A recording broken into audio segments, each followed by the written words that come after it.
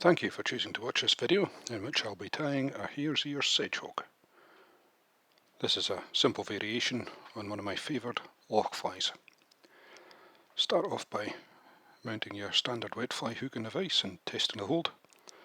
For this fly I'm using one of Flymill's comp heavyweights in a size 14. Then catch on your thread. For this fly I'm using some of Semperfli's classic waxed thread in size 12 knot and rusty brown colour. Once you've got your thread caught on, trim away the waist tag. On this pattern I'm going to incorporate a butt of Chartreuse tinsel. I'm using some of Veevus holographic tinsel for this one. I'll catch it in, pull the waist end to length and bind it down as I form the underbody to the end of the shank.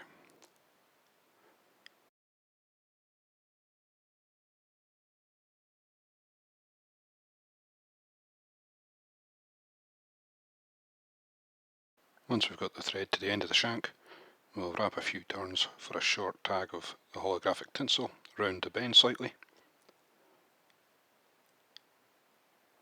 and then wrap it back over itself, back up to the end of the body, where we'll catch in the tinsel again. And make sure you've got nice even overlapping turns.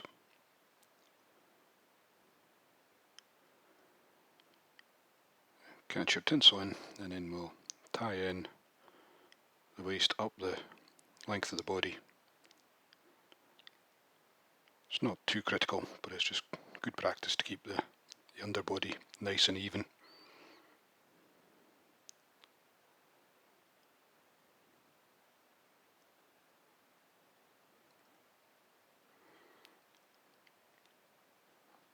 Once you've got it tied in, trim off the waist end, and we can tidy up the waist end of the tinsel and the underbody as we take our thread back down.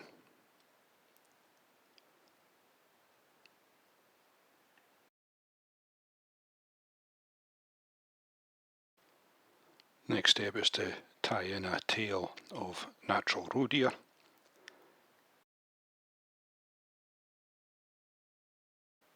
It's not easy to describe the amount of hair you want to use, but as this is a relatively small size 14 fly, you don't want a very big bunch. So select your bunch of hair and then you need to remove the underfur. So I'm using a knit comb here, it does a good job of it. And then we'll stack the hair to align the tips.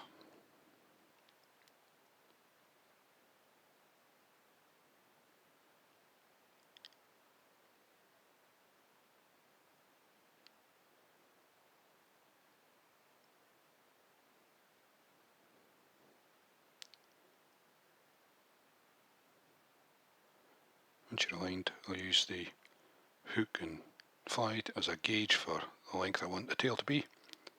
It's about somewhere between the shank length and the hook length. I then trim the hair to leave a mil or two catch-in point. So a loose turn or two of thread, pull it tight, and then I'll bind down the waist ends. I like to trim the deer hair before tying it in, as this allows me to cover up all the waist ends and it keeps the tying a lot neater.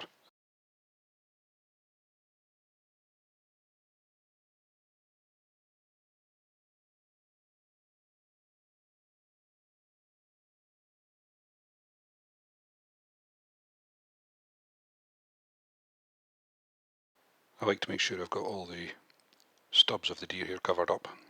Stops them showing through the body when I dub that. Just having a quick check, make sure I've got them all.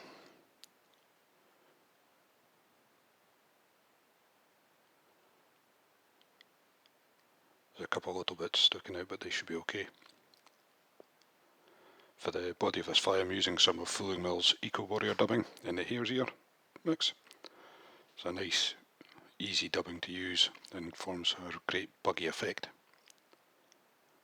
We're only going to dub over the tie-in point for the deer hair really, so you only need a very sparse bunch of the dubbing.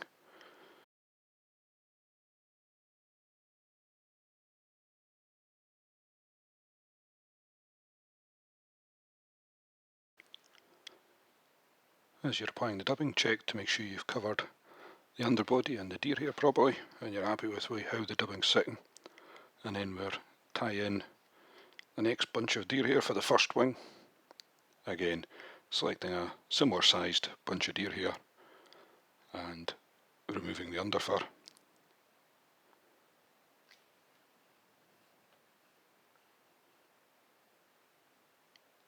As I'm adding the wings, I like to add a little bit more deer hair to each one. This isn't really necessary for the tying of the fly, but I like the profile it gives the finished fly.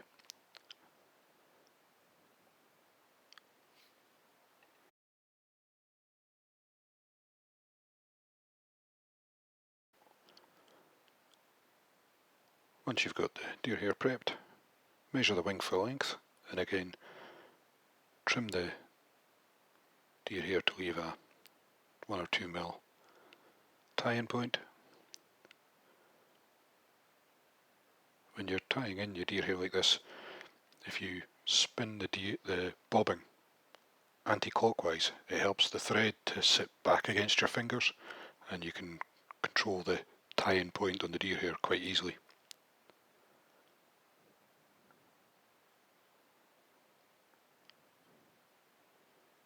You also need to pinch the deer hair quite firmly when you're tying it in so that you keep it on top of the shank of the hook and don't let it roll or spin round as you tie it in. Again, another sparse piece of the dubbing onto the thread just to cover up the tie-in point.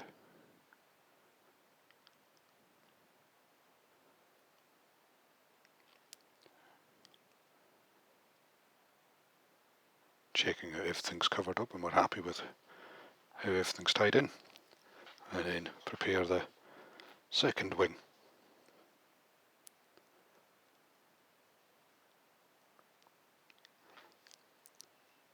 As I said at the start of the video, the Sedgehog is one of my favourite flies for the lochs. This style seems to have a great attraction for trout, and I find it hard to resist. The pattern also has a big advantage of being very robust and low maintenance. You can apply a treatment at the vise, so maybe some watershed or something similar, and then a little bit of floating at the start of your day, and you only need to reapply the floatant periodically. The deer hair really makes this fly float like a cork. So again, once you've got your third wing measured up, trim it to length.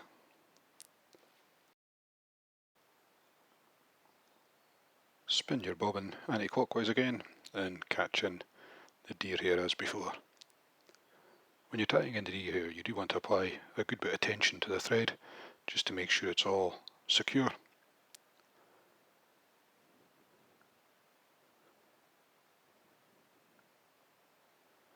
Again, making sure we've got all the... Oops, I think I may have pulled a bit too tight on the thread there. But if we don't panic, we should be able to save this. So, rethread the bobbin.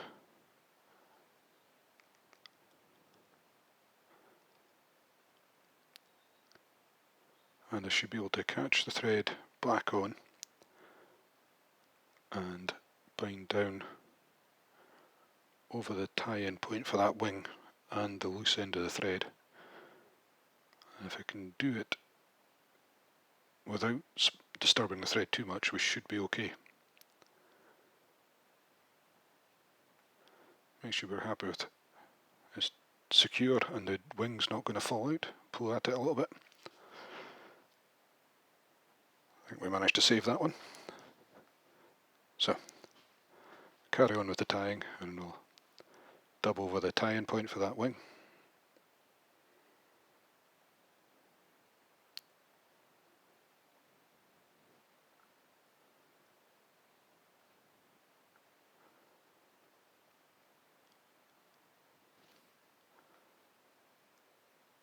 I need just a little bit more dubbing for this one.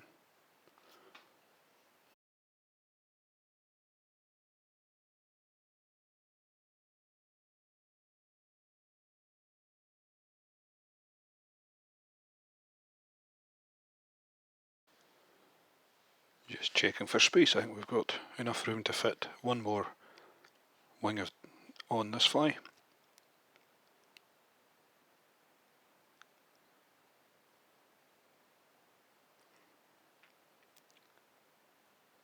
As you can see, with 4 deer hair wings, this fly does have a lot of buoyancy to it.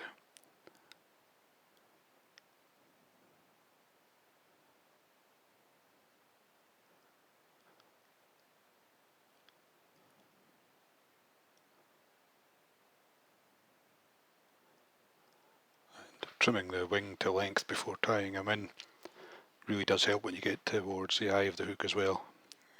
It saves any tight scissor work around the eye of the hook and helps keep it a lot neater.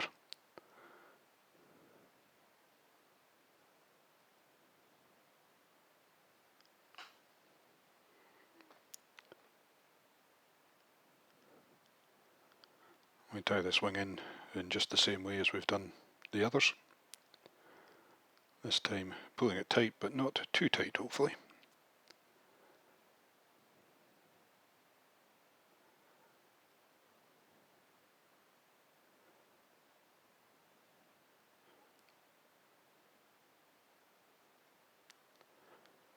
Then I'll apply a small bit of dubbing just in front of the wing, just to help it to sit nicely.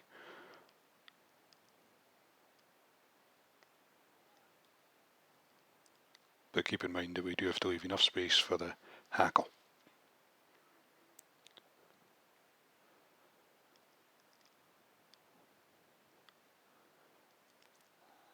That should be plenty. And then we catch in the hackle by its tip. For the hackle on this fly I'm using a red game hen hackle. As we're a little tight for space on this fly, you can catch in the hackle with 1 or 2 turns of thread and then bind it down securely after you've folded the tip back. This saves building up too much bulk, but will still securely tie the feather in. Once we've got it tied in, isolate the tip and break it away, and then we'll wrap our hackle, folding the feather barbs back as we wind the hackle. The amount of turns you need or want will depend on the fly and the effect you want, but you don't have to worry about the hen hackle impacting or reducing the buoyancy of the fly significantly, so you can have quite a hefty hackle if you want. 2 to 3 turns is usually plenty, and you probably don't have a huge amount of room for much more than 3 turns anyway.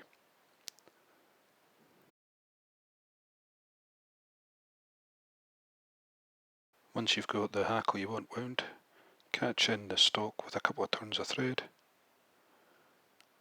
fold it back, and any loose or stray fibres,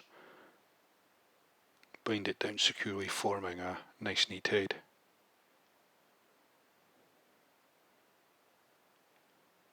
Break away the hackle stalk. You might need to get your hackle pliers if it's quite short. Break it away while you're holding the thread under tension.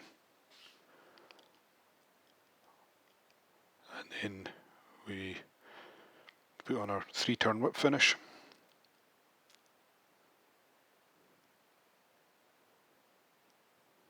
And trim away the thread.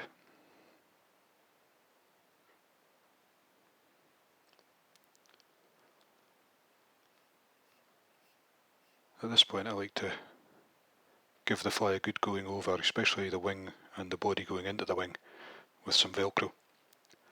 This helps blend the body into the wing, but also gets the wing sitting nicely and neatens up the fly quite a lot. I'll also try and pull out some of the dubbing on the body, just to give it a nice buggy effect and make sure that the underbody has plenty of movement in the water. Once you're happy with that, you can finish a fly off by varnishing or putting resin on the head. As usual, I'm using Solaris bone dry clear UV resin to finish off the fly. Take your time not to get any varnish or resin onto the Hackle if you can avoid it.